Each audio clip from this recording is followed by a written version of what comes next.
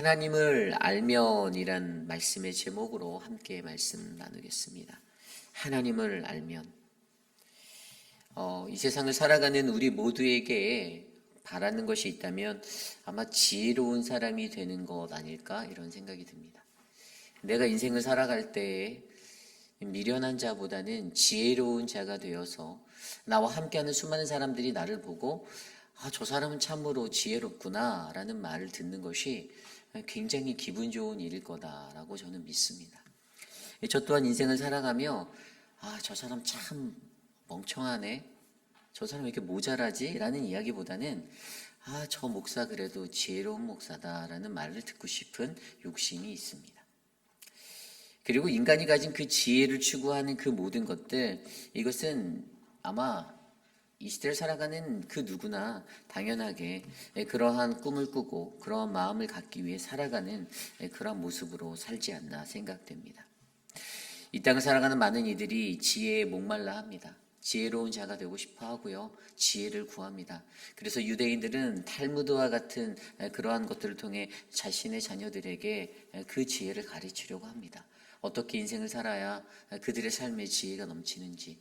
우리가 잘 알고 있는 중국 대륙에도 그들이 가르치는 학문적인 부분에서도 공자나 논어 같은 것들을 통해서, 그들의 가르침들을 통해서 선대에 있었던 조상들의 그들이 가졌던 사상들을 배움으로써 그래야만 세상을 지혜롭게 살 수 있다라는 그런 교훈들을 가르칩니다. 우리가 들여다보는 성경도요, 제가 전에 카테고리별로 나눠드렸잖아요. 지혜문학이라는 카테고리가 있어요. 지혜서라고 불리는 그 부분, 욥기나 우리가 이제 이후에 나중에 보게 되는 그러한 시편, 잠언, 전도서, 아가서 같은 것들, 그러한 것들도 왜 지혜의 문학이라고 불릴까 생각하면 그것은 세상이 주는 지혜와는 조금 다른 것이 담겨져 있습니다. 거기에는 하나님이 주인공이시고 하나님의 역사가 있고 하나님의 마음이 담겨져 있습니다. 그리고 그것을 깨달은 자들이 하나님의 법을 따르고 어떻게 일상에서 올바르게 이 땅을 살아갈 때 더 큰 지혜자로 불릴 수 있는지가 담겨져 있는 거예요. 그래서 조금 더 넓혀서 얘기하면 우리가 열왕기상에서 묵상하고 있는 솔로몬은요, 사실 지혜 문학의 그 큰 두 개의 책을 썼던 사람이긴 하지만 어제 말씀에서도 제가 말씀드렸듯이 무언가 굉장히 지혜롭다라고도 하면서 굉장히 큰 것을 놓치고 가는 사람의 모습을 보여주잖아요. 그런데 이 열왕기서의 것들을 지나가고 나중에 그의 인생의 후반부에 갔을 때 그때 솔로몬의 모습은요 어땠을까요? 잠언과 전도서를 써가며 그의 삶 가운데서 경험되어진, 다시 깨닫게 되어진 그 지혜가 총망라되어서 오늘날 우리들에게 전달된다는 것들을 우리가 믿으셔야만 합니다. 그래서 오늘은 그 지혜에 관해서 이야기해 보려고 해요. 사람들이 원하는 지혜자, 우리가 되기 바라는 그 지혜자. 그런데 그것에 있어서 가장 큰 핵심은 바로 하나님을 알면이라는 것이 바로 오늘 말씀의 핵심입니다. 오늘 첫 번째로 하나님을 알면, 첫 번째로 지혜자가 됩니다. 하나님을 알면 지혜자가 된다. 오늘 말씀 1절입니다. 스바의 영이 여호와의 이름으로 말미암은 솔로몬의 명성을 듣고 와서 어려운 문제로 그를 시험하고자 하여. 아멘.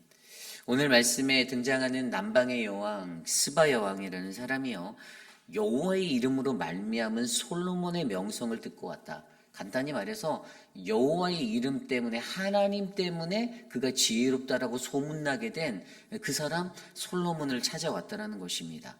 그리고 그에게 와서 어떻게 어려운 문제로 그를 시험하고자 하였다. 그를 테스트하고자 했어요. 이 고대 사람들에게는요 수수께끼라는 것들이 있었습니다. 그들이 수수께끼를 내었을 때 그것들을 풀어내는 것들을 보고 이 사람은 지혜롭다, 지혜롭지 못하구나를 구별하는 척도가 되었었어요. 그래서 오늘 스바 여왕이 아마 솔로몬 왕 앞에 와서 이제 수수께끼들을 냈던 거예요. 그때 그것들에 대해서 어떻게 해요? 그가 묻는 말에 다 대답하였다고 3절에 나와 있습니다. 솔로몬이 그가 묻는 말에 다 대답하였으니 왕이 알지 못하여 대답하지 못한 것이 하나도 없었더라. 여러분, 우리가 하나님을 올바르게 알 때예요, 하나님을 알게 될 때는요, 오늘 솔로몬과 같이 지혜자가 됩니다.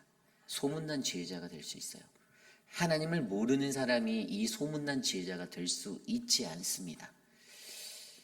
여호와 앞에서 우리가 살아갈 때 하나님을 아는 것, 그것이 지식의 근본이다라고 우리가 말씀으로 배웠잖아요. 이 척도가 솔로몬이 그 여호와라는 것이 지식의 근본이다라고 말하는 그 솔로몬의 그 고백이 어떻게 나온 걸까요? 그의 삶을 통해서 경험되어졌던 것이에요. 세상의 것들 다 알아봤자 별 볼 일 없더라. 우리가 이 땅 살면서 알아야 하는 것은 바로 하나님을 아는 것, 그분을 알 때에 그때 나를 알지 못하는 많은 이들이, 세상에 있는 수많은 사람들이 그 하나님을 통해서 알게 된 나를 알고 나를 찾아오게 되는구나라는 것들을 경험하게 될 수 있다는 것입니다. 솔로몬의 명성이 그냥 생긴 것이 아닙니다. 여호와의 이름으로 말미암은 솔로몬의 명성이라고 기록되어져 있어요. 솔로몬의 것은 하나도 없는 거예요. 하나님 때문에 그가 높아진 것이고 하나님 때문에 그가 소문나게 된 것입니다. 그렇기 때문에 우리에게 중요한 것은요, 그 여호와의 이름으로 말미암은 이 삶이 우리에게 있어야 돼요. 그렇다면 여호와의 이름으로 말미암는 삶이 무엇인가? 이것을 원어 성경으로 들여다보면 여호와의 은혜로 살아가는 사람을 말하는 거예요. 하나님의 은혜로 살아가는 사람. 여호와의 이름으로 말미암았다라는 것은 내가 하나님의 은혜를 바르게 아는 사람입니다. 오늘 스바 여왕이 이곳에 왜 방문했습니까? 그 방문 목적은 두 가지였어요. 첫 번째는 제가 봤을 때는 그 소문으로 말미암던 솔로몬의 지혜가 얼마나 큰지 확인해 보고 싶었겠죠. 여러분, 이 스바 여왕도 굉장히 지혜로운 사람이라고 고대 근동의 그 사람들에게 소문났던 여인입니다. 그녀도 굉장한 지혜를 갖고 있었던 사람이었던 것 같아요.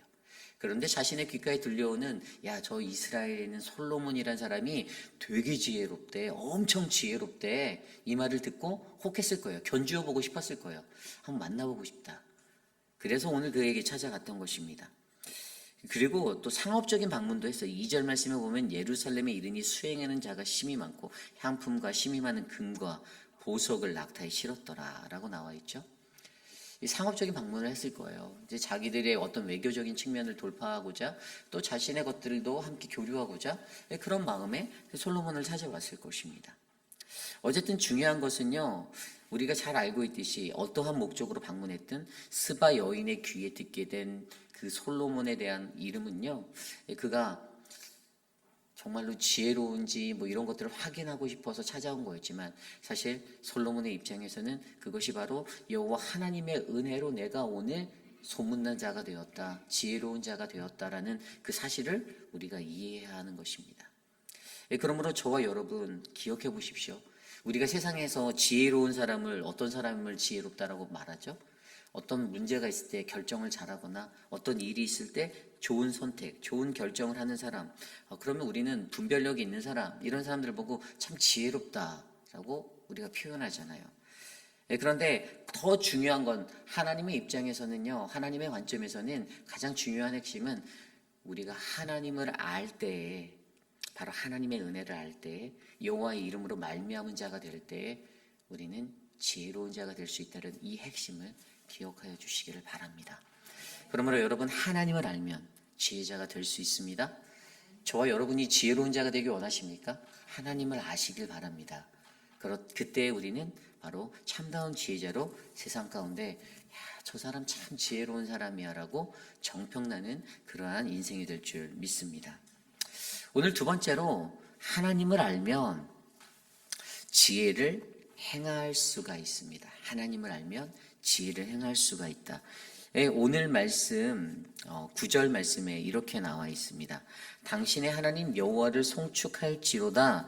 여호와께서 당신을 기뻐하사 이스라엘 왕위에 올리셨고 여호와께서 영원히 이스라엘을 사랑하심으로 당신을 세워 왕으로 삼아 정의와 공의를 행하게 하셨도다 하고. 아멘. 이 스바 여왕의 고백, 솔로몬 왕을 만났더니요, 뭐라고 말합니까? 6절 말씀에대로 당신의 행위와 당신의 지혜에 대하여 들은 소문이 사실이네요 라고 말합니다. 그리고 말아서 그 전에는 7절에 내가 잘 믿지 못했는데 그 말을 듣고 믿지 아니하였더니 이제 와서 내가 직접 보니까 내게 말한 것이 절반도 못 되고 당신의 지혜와 복이 내가 들은 소문보다 더 크네요 라고 말하는 거예요. 더 큰 찬사를 받게 됩니다. 그런데 거기에서 말하는 지혜가 무엇이었을까요? 스바 여왕의 입장에서 그녀의 눈에 들어왔던 것은 9절 말씀대로 그가 하나님의 정의와 공의를 행하게 하는 그 모습을 발견한 것이죠. 이게 별 볼 일 없는 것 같아도 굉장히 큰 의미를 가지고 있어요. 이 스바 여왕의 눈에도요, 그녀가 이방의 남방 여인이었지 않습니까? 하나님에 대해서 들었을 수 있겠죠. 근데 믿지는 않았을 거예요. 알지는 않았을 것입니다. 그런데 그녀의 입장에서 여호와께서 영원히 이스라엘을 사랑하심으로 당신을 세워주셨다. 당신을 왕으로 삼으셨다. 그래서 정의와 공의를 행하게 하셨다라는 이 고백을 하게 만들었던 거예요. 그렇다면 우리가 여기서 한번 생각해 보아야 하는 것, 이것은 바로 정의와 공의가 과연 무엇일까라는 것이에요. 오늘 말씀 9절에 나와 있는 정의라 불리는 이것은요, 옛날 성경에는 사실 정의와 공의라고 표현되지 않고 공과 의라고 나오거든요. 공과 의. 이 공이라는 것이 정의인데 히브리어로 이 미쉬파트라는 단어예요. 이것은 법의 도를 말하는 거고 공평함을 말하는 거예요. 법적인 것의 측면을 얘기하는 거예요. 나라의 법도가 바로 서기 위해서 또 문란하지 않게 질서를 잡기 위해서 이 법적인 아주 현실적인 측면들의 공평함과 정의로움을 나타내는 게 바로 이 정의라는 것이에요. 그리고 의라고 불리는 히브리어는 체다카, 많이 들어보셨을 거예요. 정직한 것을 말하는 겁니다. 정직, 이것이 공의예요. 그러니까 좀 더 쉽게 설명하면요, 이 앞서 나온 정의라는 단어는 어떤 법적인 부분의 현실적인 측면에 사용되어지는 용어고요. 이 의라는 것은요, 윤리적인 측면에 이 내용적인 측면에 내실적인 측면의 것들을, 내면적인 것들을 만져보는 그런 단어라는 것이죠. 결국에 솔로몬이 이스라엘 나라를 다스릴 때 하나님이 세웠던 그 솔로몬 왕을 통해 이스라엘 땅 가운데 정의와 공의가 행하고 있는 그 지혜를 행하는 그녀의 눈에는 그것이 지혜로 보였을 거예요. 솔로몬이 갖고 있는 저 정의와 공의가 흘러가는구나, 굉장히 지혜롭구나라는 이 정의를 행하는 모습이 일어나게 된다는 사실을 기억해 보셔야 합니다. 그러므로 스바 여인으로부터 인정받음, 그리고 그것은 바로 그녀의 눈에 들었던 것처럼 그가 행하는 그 정의와 공의라는 그녀의 눈에 들었던 그 지혜의 모습들이 행해지고 있음을 그녀가 확인하였기에 우리가 하나님을 알면 우리를 바라보는 수많은 이방 사람들로부터 저 그리스도인은, 저 사람은 하나님의 정의와 하나님의 공의라는 지혜를 행하는구나라는 그러한 찬사를 받을 수 있는 사람이 될 수 있다는 것을 기억해 주시기를 바랍니다. 이것이 오늘 말씀의 두 번째, 하나님을 알면 지혜를 행하다라는 말씀입니다. 오늘 말씀 세 번째, 하나님을 알면요, 지혜를 듣게 된다예요. 지혜를 듣게 된다. 다시 9절 말씀을 다른 각도에서 한번 비춰보도록 할게요. 여러분 9절 말씀 다시 한번 읽어드릴게요. 당신의 하나님 여호와를 송축할지어다. 여호와께서 당신을 기뻐하사 이스라엘 왕위에 올리셨고 여호와께서 영원히 이스라엘을 사랑하심으로 당신을 세워 왕으로 삼아 정의와 공의를 행하게 하셨도다 하고. 아멘. 자, 이 말씀을요, 솔로몬의 입장에서 잘 들어봐야 될 것 같아요. 이 말씀이 지금 스바야 왕이 자기 앞에서 얘기하는 거잖아요. 여러분, 이 말이 아까 두 번째 포인트에서 당신은 정의와 공의, 그 지혜를 행한 사람이군요 라는 찬사로 들릴 수도 있지만 다른 각도로 들어보면요, 솔로몬의 입장에서는 이것은 하나님의 경고가 될 수 있습니다. 왜냐하면 그의 삶이 제가 누차 말씀드리지만, 어제도 말씀드렸지만 온전하지 못하였거든요. 여전히 자신의 것이 하나님의 것을 가리는 그 삶을 그가 살고 있었어요. 솔로몬이 구한 것은 지혜였어요. 그죠? 하나님 앞에 꿈속에서 만나주신 그 하나님 앞에 일천번제를 꿈속으로 들여가면서 그때 얻었던 지혜, 구하였던 지혜는 듣는 마음, 레부쇼메야, 다른 이들의 말을 잘 들을 수 있는 것도, 하나님의 음성을 들어서 분별해서 잘 판결할 수 있는 그것을 구했더니 하나님이 그에게 지혜라는 분별의 영을 더하여 주셨다는 것이 그의 지혜의 이야기예요. 그것이 핵심인데, 그런데 그가 그런 삶을 살지 못했어요. 어제 말씀 속에서도 분명히 그는 여전히 성전을 2개나 완공하면서 하나님이 명령하셨던 신명기 17장에 나온 그 왕이 세워졌을 때 하지 말아야 될 3가지를 그는 범죄하고 있었잖아요. 말을 모으지 말아라, 그리고 금과 은을 많이 갖지 말아라, 여인들을 갖지 말아라는 신명기 17장에 나와 있는 그 말씀을 그대로 폐하였어요. 그것이 그대로 그의 삶 가운데 드러난 게 어떻게 해요? 하나님의 입장에서는 그에게 스바 여인을 통해서 경고를 날리고 계시는 거라고 볼 수가 있는 거예요. 당신이 하나님 여호와를 송축할지어다. 여호와께서 당신을 기뻐하사 이스라엘 왕위에 올라가셨고 여호와께서 영원히 이스라엘 사랑하심으로 당신을 세워 왕으로 삼아 정의와 공의를 행하게 하셨도다인데 자기가 행하지 못한다라고 양심으로 느끼는 그 왕이 된다라면 내가 지혜롭지 못했구나. 내가 지혜를 제대로 행하지 못하였구나라는 그 자리에 서게 될 수 있었던 거죠. 그때 우리에게 말하는 건 하나님을 알면요. 우리는 지혜를 들을 수 있는 자가 되는 거예요. 근데 하나님을 알지 못하면 이 지혜가 들리지 않아요. 칭찬으로만 들리는 거예요. 거기까지인 거예요. 그게 한계인 거예요. 근데 하나님을 제대로 아는 사람은요. 그 말들 속에서 분별력이 생기고 영적인 분별력이 있어서 그게 깨달아져요. 내가 경솔했구나. 내가 부족하구나. 내가 더 성장해야겠구나. 이것이 바로 하나님을 알면 지혜를 듣게 되는 그러한 인생임을 기억하시길 바랍니다. 이 구절 말씀이 칭찬인가 경고인가? 그것은 우리가 갖고 있는 지혜에 따라 나뉘어지게 되는 거예요. 지혜가 깊이 있는 자에게는 이것이 경고로 들릴 수 있고요. 지혜가 부족한 이들에게는 이게 칭찬에 머무는 그 인생이 된다는 사실들을 저와 여러분들이 기억하시길 바랍니다. 그러므로 저와 여러분들이 하나님을 깊이 있게 알아 지혜를 듣게 되는 거룩한 삶 살아내시기를 간절히 소망합니다. 오늘 마지막으로 하나님을 알면 지혜를 말하다, 지혜를 전하다, 지혜를 말할 수가 있다는 사실입니다. 오늘의 이 이야기를 전체적으로 둘러보면요. 어떠한 생각이 납니까? 여러분, 결국에 하나님의 참된 지혜는요. 복음을 증거한다라는 핵심을 우리에게 말해주고 있어요. 이게 무엇인가 하면 남방 여인의 그 삶을 통해 우리가 알 수 있어요. 여기 오늘 솔로몬을 만났던 남방 여인은 분명히 이방의 사랑입니다. 그런데 그 여인의 이야기가 여기서 끝날까요? 아니에요. 그렇지 않아요. 이 남방 여인이 거주했던 것을 많은 신학자들이 예멘이다라고 표현하기도 하고 에디오피아라고도 말합니다. 일반적으로 에디오피아라는 학설이 더 가까워요. 이디오피아죠. 에디오피아라는 땅. 그런데 그 이야기가 성경 속에 또 언급되어져 있는 부분들이 있어요. 어떤 것일까요?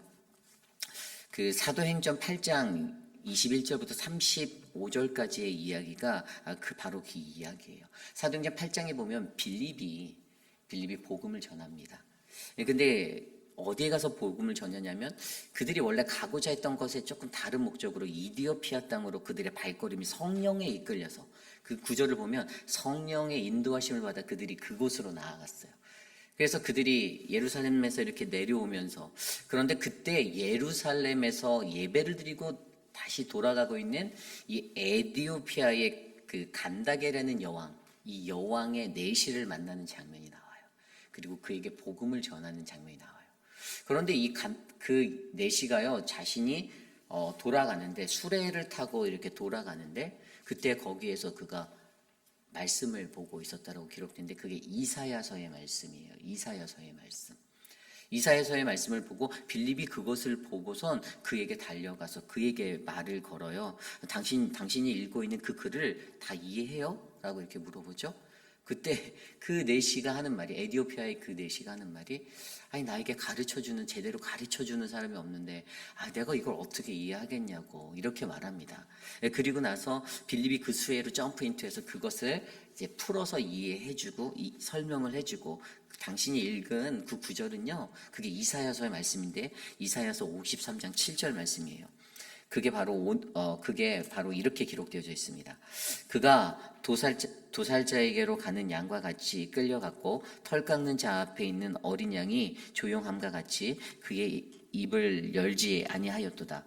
그가 굴욕을 당하였을 때 공정한 재판도 받지 못하였으니 누가 그의 세대에 말하리요. 그의 생명이 땅에서 빼앗기리로다. 그때 내시가 어떻게 질문합니까?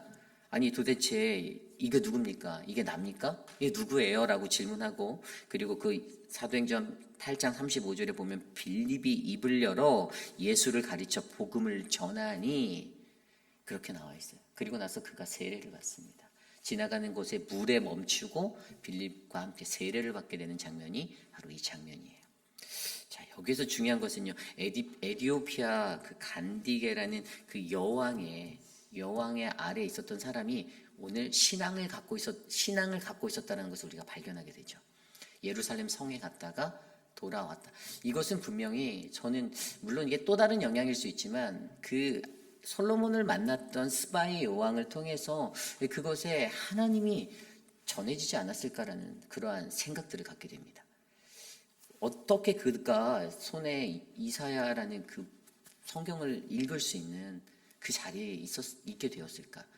이런 나라들은요, 왕이요, 여러분 기억하셔야 돼요. 이 고대 국가들은요, 거의 왕은요, 신적인 존재였어요. 신적인 존재. 나라와 나라가 싸울 때는 신들의 전쟁이라고 말하잖아요. 그들이 맺는 신이 이겼냐 졌냐를 논하는 게 이 고대 사람들의 이 컬처 문화였어요. 그런데 이 왕격화되어 있는 남방의 스바의 여왕이 가지고 있는 자신의 힘은 거의 신과 맞먹는 그러한 힘을 가지고 있었죠. 분명히 그녀를 통해서 솔로몬을 만나서 그녀가 발견한 그 하나님, 그것에 대해서 아마 그 남방의 나라 에디오피아 땅에 전파될 수 있을 거라는 생각이 우리에게 찾아올 수 있다는 것이죠. 그리고 그것이 거기에서 멈추는 것이 아니에요. 이 이야기를 통해서 어떻게 해요? 오늘 이 사람이 세례를 받고 이 넷이라는 사람이 세례를 받고 그 복음의 영향을 받는 것, 그것이 바로 지혜가 가져야 하는 참된 지혜는 바로 하나님이라는 그 복음을 전하는 그 자리, 예수 그리스도라는 복음을 전하는 그 자리에 서게 된다는 것입니다. 심판날의 남방 여왕에 대해서 마태복음 12장 38절에 나와 있어요. 이 심판날에 남방 여왕이 어떠한 것들을 하는지가 바로 이래서 제가 이 말씀 때문에 복음이 이렇게 전해졌겠다라고 하는 이유인데요. 마태복음 12장 38절에 보면 그때의 서기관과 바리새인 중 몇 사람이 말하되 선생님이여 우리에게 표적 보여주시기를 원하노라. 39절에 예수께서 대답하여 이르시되 악하고 음란한 세대가 표적을 구하나 선지자 요나의 표적 외에는 보일 표적이 없느니라. 요나의 표적이 뭐죠? 예수 그리스도죠. 예수 그리스도. 우리가 너무나 잘 알잖아요. 왜죠? 40절 말씀에 이렇게 나와 있어요. 요나가 사흘 밤낮을 물고기 뱃속에서 있었던 것 같이 인자도 사흘 밤을 땅속에 있으리라. 41절에 심판 때에 니느웨 사람들이 일어나 2세대 사람들을 정죄하리니 이는 그들이 요나의 표적을 듣고 회개하였음 이거니와 요나보다 더 큰 이가 여기 있으며 아멘 이렇게 나와 있어요. 요나의 표적을 듣고 니느웨 성도 회개하였는데 너희들은 뭐니라고 말하는 거예요. 도대체 너희들은 뭐니? 그래서 42절에 보면요. 심판 때에 남방 여왕이 일어나 2세대 사람을 정죄하리니 이는 그가 솔로몬의 지혜로운 말을 들으려고 땅끝에서 왔음이거니와 솔로몬보다 더 큰 이가 여기 있노라. 아멘. 알았다라는 거예요. 솔로몬보다 더 큰 이 되신 예수 그리스도, 그 복음의 핵심을 알았다는, 그가 가진 지혜보다 더 큰 것이 있다라는 사실을 알았다라는 거예요. 그런데 너희들은 왜 요나의 말로 회개한 자들만큼 하지도 못하니라는 그 이야기가 이스라엘 백성들을 향해 유대인들을 통해서 예수님의 입술을 통해서 전해졌던 것입니다. 우리가 그래서 알게 되는 거예요. 남방의 여인이 그렇게 예수 그리스도 하나님의 복음을 알게 되었고 그런 것이 그 나라의 내시에게 전파되어서 흘러가서 그가 느꼈던 그 하나님을 믿고자 하나님을 보고자 예루살렘 성에 가서 예배하였던 사도행전에 나오는 그 이적의 복음의 전파 역사가 일어났구나라는 것들을 우리가 확인하게 되는 거죠. 결국에 이것을 통해서 우리는 무엇을 바라봅니까? 하나님의 참된 지혜는요, 복음을 증거하는 그 역할을 감당한다는 것입니다. 그래서 하나님을 알면 우리는 지혜를 말하고 지혜를 전하는 자가 되어야 한다는 사실이에요. 이것이 바로 오늘 말씀의 핵심입니다. 시간이 지나서 참된 복음을 깨닫게 되는 이디오피아 사람들에 대한 이야기가 사실은 어떻게 그들에게 복음이 흘러들어갔고 어떻게 갔는지에 대해 우리가 생각해 보게 되는 그런 자리가 되는 거예요. 결국에 여러분 오늘 말씀을 통해서 우리에게 말씀하시는 것은 무엇입니까? 하나님을 아셔야만 합니다. 그것이 정답이에요. 하나님을 아는 자만이요 지혜자가 되고 지혜를 행하고 지혜를 듣게 되고 그리고 지혜를 말할 수 있는 자가 되는 것입니다. 하나님을 알지도 못하면서 무슨 지혜를 말합니까? 어떻게 그것을 말할 수가 있겠어요? 하나님을 알지 못하는데 어떻게 내가 아는 하나님을 다른 이들에게 말하고 그 뜻을 나타내고 그 삶의 모습으로 그것을 증명해낼 수가 있겠습니까? 저와 여러분 우리 모두에게 하나님을 아는 지혜가 충만해지기를 간절히 소망합니다.